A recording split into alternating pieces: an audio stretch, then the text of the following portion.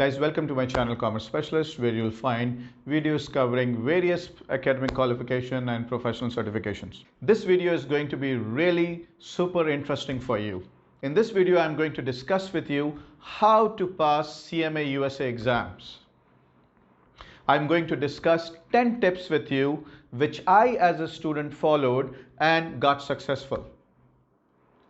So let's start the discussion. Guys, point number one, plan. There's a famous business quote. It says, failing to plan means planning to fail. So if you are unable to plan your studies, you are heading toward disaster. We all know that CMA is a two-part exam, CMA Part 1 and Part 2. If I talk about CMA Part 1, it has 6 sections. Now, I as a student, what I did a long time back is I devoted time, like each section 1 week. So 6 section means 6 weeks. So you have a plan. You need to know whether you are on target or not. Every week you can monitor, have I done first section or not? Okay, so that's monitoring and controlling side by side. So in 6 weeks I completed 6 sections. I gave myself 2 additional weeks for a complete thorough revision. So in 2 months I was done with the whole course. What next? I gave myself 1 additional month to redo the syllabus again. Those of you all who have done some professional studies, you understand the concept of learning curve. Learning curve is when you do the same task again and again, it takes you comparatively less time as before. So first time I did all the 6 sections in 6 weeks. Then I did it in 1 month. Second revision. Third revision, another 1 month. So in all total 4 months time, I had done the whole syllabus 3 times. Sat for the exam and passed with ease. So this is tip number 1. Plan properly. 4 months is enough for you to do the syllabus 3 times. I repeat, 3 times. Tip number 2. CMA has given weighting to each section, like say section A 15%, section B 20%, so on and so forth. Do not look at the weightings, please. Give all sections equal importance and respect. So you're not going to leave section A or B or spend more time on section A, less time on section B. No. You have to give equal time to all the sections because your syllabus is spread over all the sections. Just forget the weightings, please. The weightings are actually the number of questions from that particular section which you can expect in your exam. The weighting does not mean that this section is not important, that is important. Step number 3. Once you complete a particular section, like section A, immediately do the question from the data bank.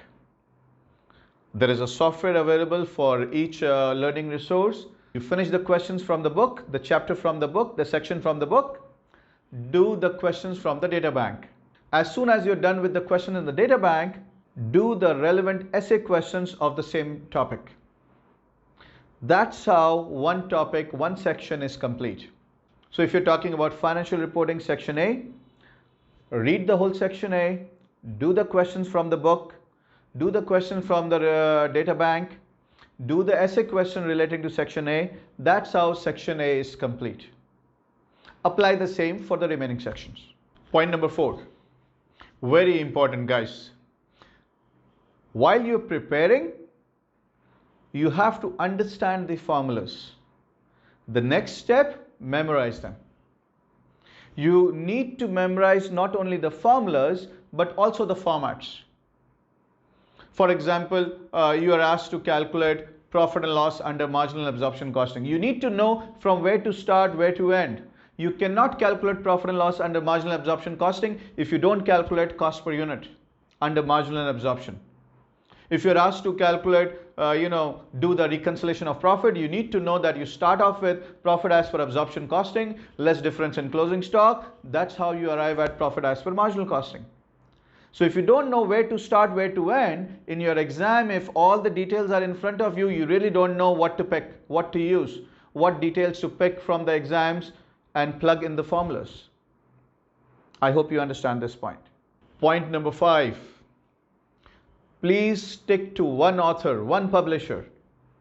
There are students who say, I'm studying from this author, that publisher, this author. You're wasting your time. One author, one publisher is enough. I'm not going to take names here because that would be like promoting them. Choose one author, one publisher for CMA, stick to that book. That's all you need. Because understand, your exam is time barred. You don't have your whole life to do CMA. One author is enough. Read it inside out. Because if you refer to multiple authors, you end up being confused. Point number 6. Do not take advice from losers. Now this is on a lighter note. Losers are people who himself or herself never did the exam, could not pass the exam. So how can they guide you? They will only scare you. They will tell you it's not your piece of cake, it's too difficult, blah, blah, blah. You need to take advice from people who have qualified, who are certified, who has the experience, who have been there, done that. I hope you understand.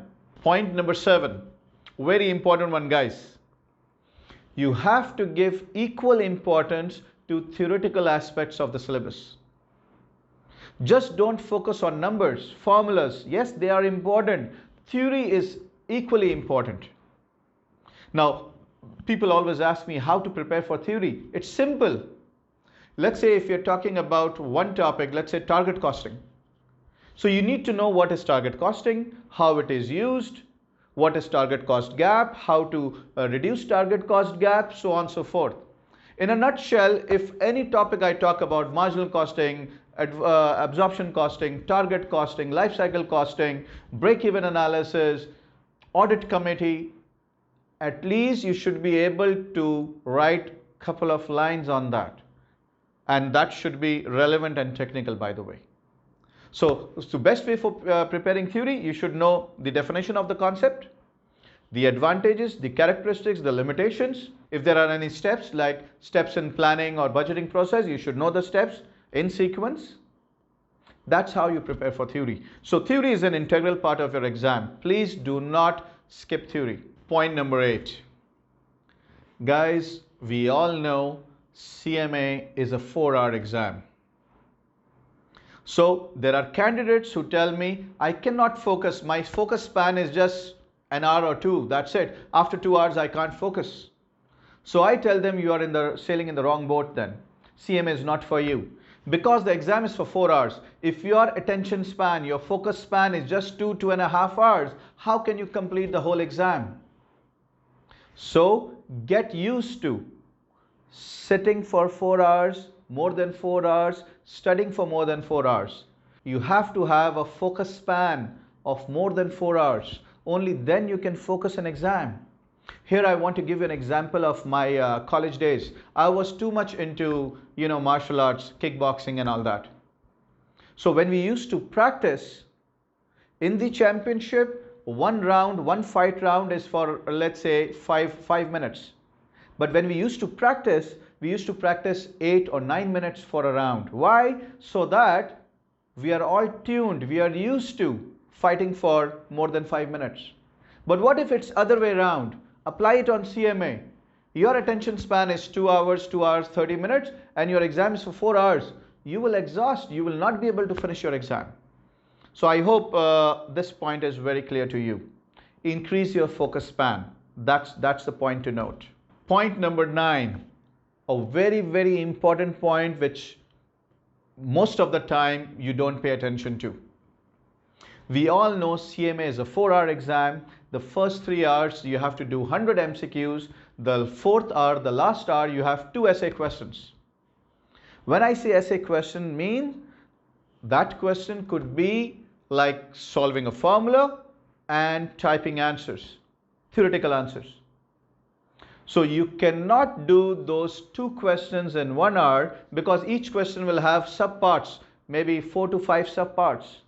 You have 1 hour, you have to answer 2 case studies having 5 to 6 subparts.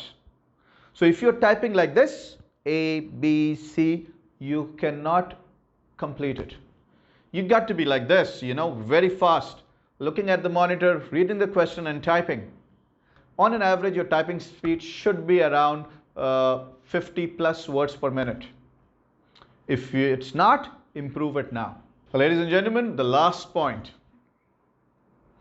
Do not study CMA with a non-certified person. With all due respect here, I would like to tell you, with all due respect, again I repeat, there are many people who have done their master's or PhD in accounting and finance and they claim we can teach.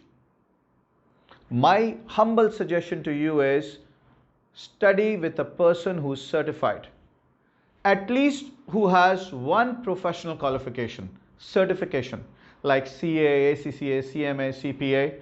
Ideally, if you're studying CMA, study with a person who is certified and qualified, who knows the process, who knows the syllabus inside out, who knows what the questions look like, what you're supposed to do, rather than the person who knows the subject but not the syllabus, not the certification. So ladies and gentlemen, I hope these 10 simple points would add some value to you. I have already qualified. It's your turn now. Apply these 10 principles, 10 points, follow them, implement them. Hopefully you will pass and succeed. So ladies and gentlemen, if you have any further queries, please leave it in the comment box. If you like this video, please share this with your friend and family members so that others can also benefit. Thank you so very much for your precious time.